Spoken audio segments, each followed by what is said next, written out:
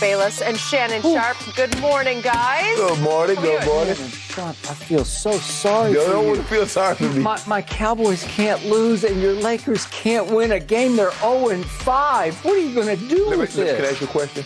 How many games did the Cowboys win in the preseason? Let's see. Good It point. didn't matter. Exactly. Good point. I hadn't thought of it that Exactly. way. It is still preseason. It is still preseason, but we are finally getting a chance to see what the Lakers are going to look like. Let's talk about it here. We got to see LeBron, AD, Russ, how they would work together in last night's game against Golden State. Well, the trio combined for 47 points, but also had 11 turnovers as the Lakers fell to the Warriors for their fifth straight preseason loss at this point. The King was honest about how he and AD are meshing with Russ, saying, quote, "It's going to take a minute for us to become the team that we know we are going to be capable of being. We're going to have moments where we're not quite there. We may take steps backwards. I think nothing is worth having if it's not worth working for." Some wise words from the King. Shannon, how did they look? I thought they looked good at times, Skip. Early on, they got out, they pushed the pace. LeBron got a couple of buckets going to the basket. He hit a three. They were really, really flowing. And then other times, as LeBron said, they didn't look good. They looked like, damn, like a fire drill.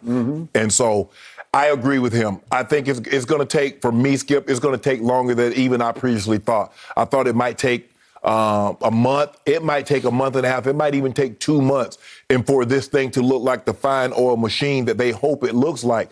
Because, well, like I said, Skip, Russ is the piece that really doesn't belong. And he's doing everything. You can tell he's trying to fit in and try to blend in.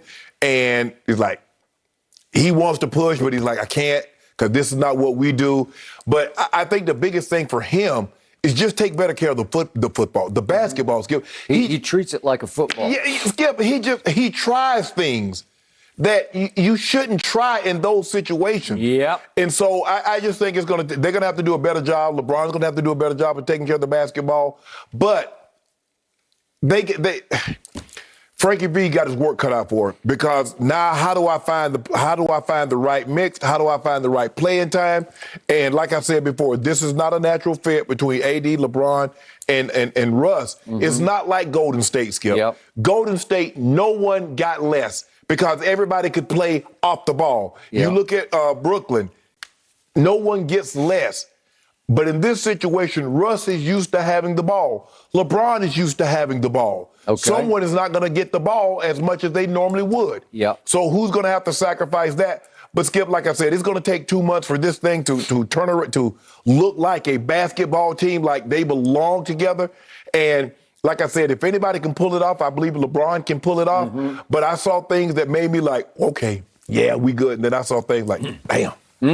Man, I'm going to hate to be dealing with Skip after one of these type games. Yep. But that's okay. You're about to have to deal with me right now. That's all right. It's the preseason.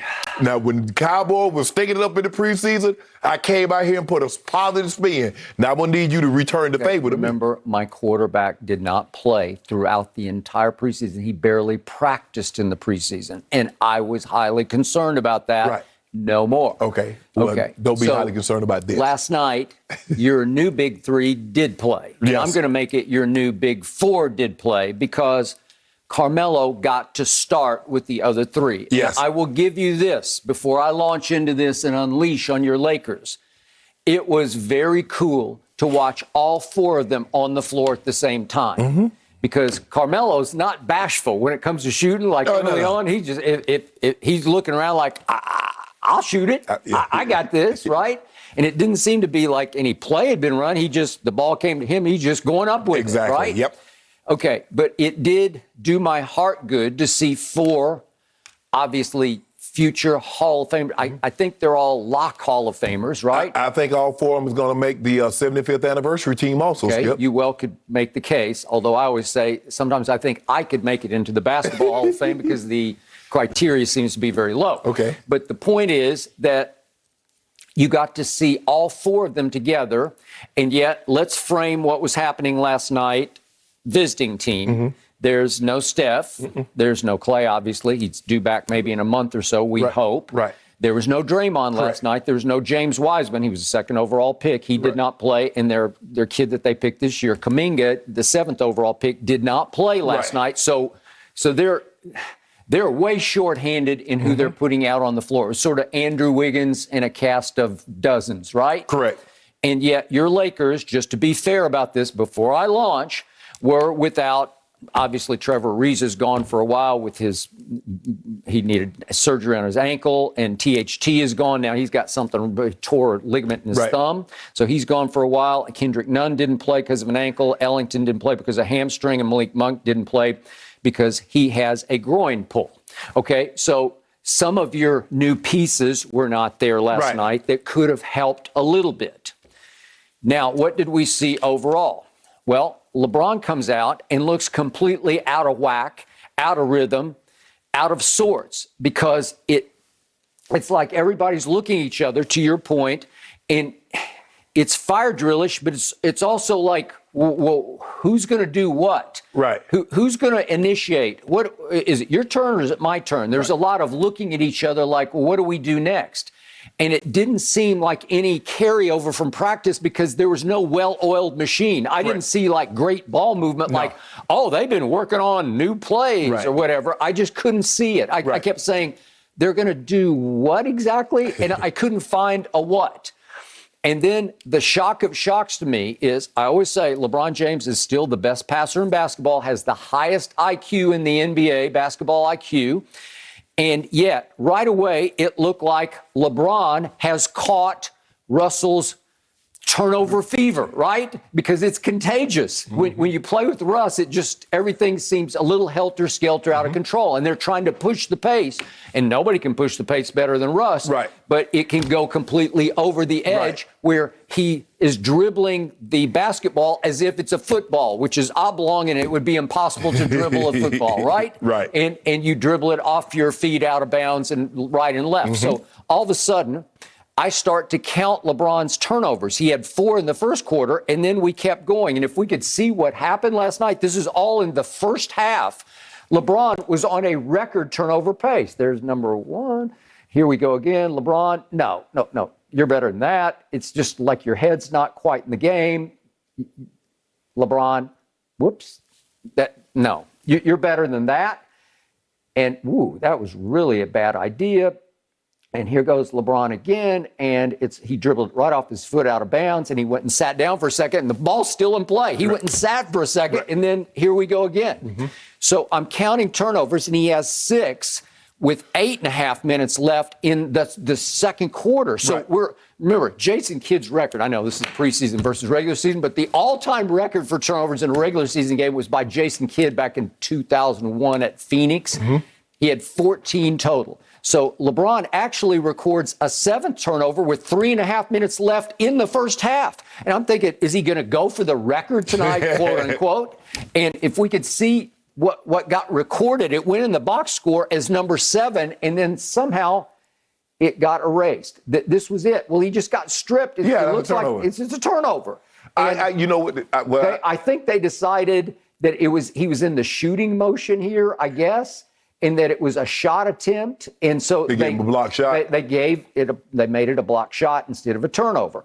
Well, my point is, it's like, did you want to just save LeBron from some embarrassment? I wondered if our man Rich Paul sort of sauntered over to the scoring table and said, maybe we should eliminate the last one. First of all, Rich Paul was at the Dodgers game. So let's get that out. Okay. He was at the Dodgers game. I did not notice that. And I also had the Dodgers game on, but my attention was focused on I bet your attention was focused on the Lakers game. So he had 7 turnovers. He had 6. 7 with 3.5 minutes left in the first half. It's just like, what are you doing?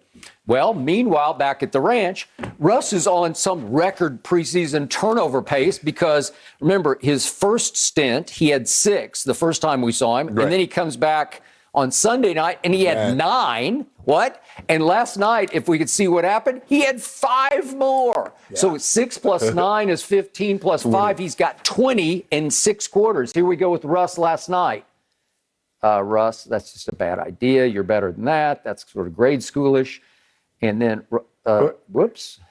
But it's That's like, just chemistry? where's Kim Baker? That's a bad idea. That's just a bad idea. And this one, come on. Come on, Russ. What is that? Russ.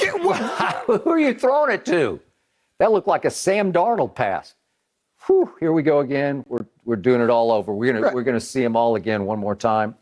Baseball, but Skip, baseball, stay in the corner, bro. Where you going? With that one, come on, Russ. It's covered.